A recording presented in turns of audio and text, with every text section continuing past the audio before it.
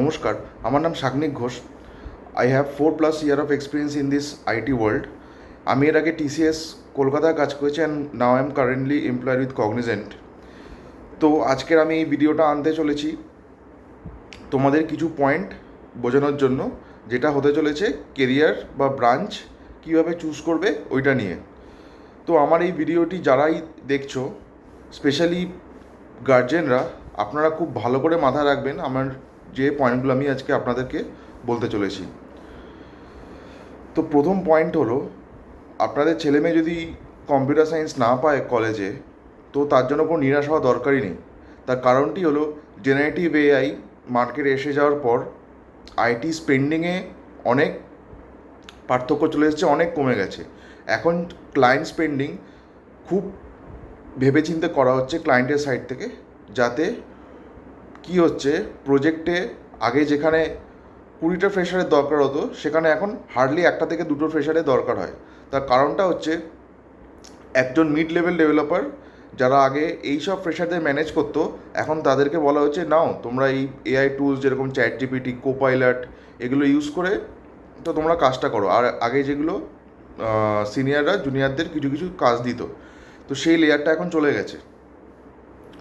তো এখন যেটা হয়েছে, কম্পিটিশান খুবই মারাত্মক হয়ে গেছে ফ্রেশারদের জন্য।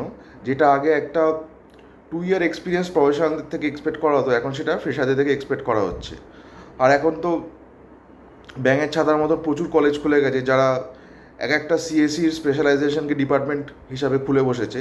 তাতে কি হচ্ছে, মার্কেটে কম্পিটিশান প্রচুর বাড়ছে আর প্লেসমেন্ট হচ্ছে না।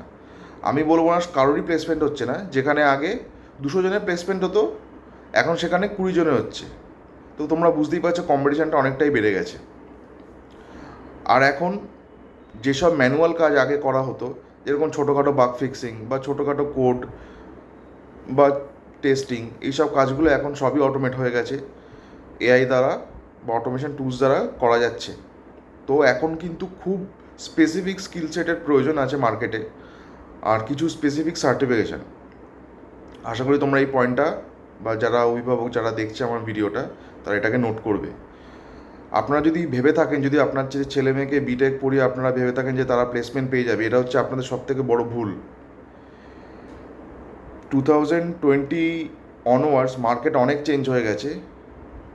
এবার যেগুলো ইমার্জিং মার্কেট, স্পেশালি আমি এই ভিডিওটা উদ্দেশ্য করছি কলকাতা টেক সেক্টরের, অনেক নতুন নতুন সেমিকন্ডাক্টর কোম্পানিজ আমাদের কলকাতায় আসছে, যেরকম হচ্ছে গ্লোবাল ফাউন্ড্রি। তো আমি আপনাদেরকে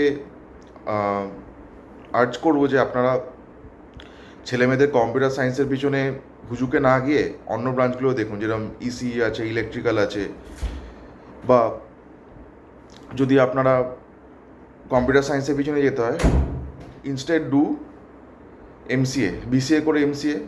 তাতে কী হবে, কোর্সের খরচাটা কম হবে, আর যে অ্যামাউন্ট অফ লোন নিয়ে ইঞ্জিনিয়ারিং করানো হয়, সেই লোনের বোঝাটাও মাথার উপর কম থাকবে। বোঝা গেল? আর ফ্রেশারদের জন্য বা স্টুডেন্ট যারা এক্ষুনি তোমরা বিটেক পড়ছো, তাদেরকে কিছু কিছু পয়েন্ট আমি আগেও বলেছি, এখন রিপিট করছি। তোমরা যদি ভেবে থাকো যে খালি বিটেক পড়ে আমাদের প্লেসমেন্ট হয়ে যাবে, সেটা কিন্তু নয়। তোমাদেরকে প্রজেক্ট বানাতেই হবে, ডেভেলপমেন্ট প্রজেক্ট বানাতে হবে। তার সাথে চেষ্টা করতে হবে একটা দুটো সার্টিফিকেশান করে রাখার। যদি পারো এনপিটিএল সার্টিফিকেশানগুলো করবে। এবার যখন সেকেন্ড ইয়ার থেকে তোমরা চেষ্টা করবে কোনো জায়গায় ইন্টার্নশিপ করার জন্য, যাতে অ্যাটলিস্ট কোনো রিয়েল ওয়ার্ল্ড এক্সপিরিয়েন্স তোমাদের থাকে। তো আশা করি পয়েন্টগুলো তোমরা বুঝতে পেরেছো। আর যদি এইসবের উপর আরও তোমাদের ভিডিও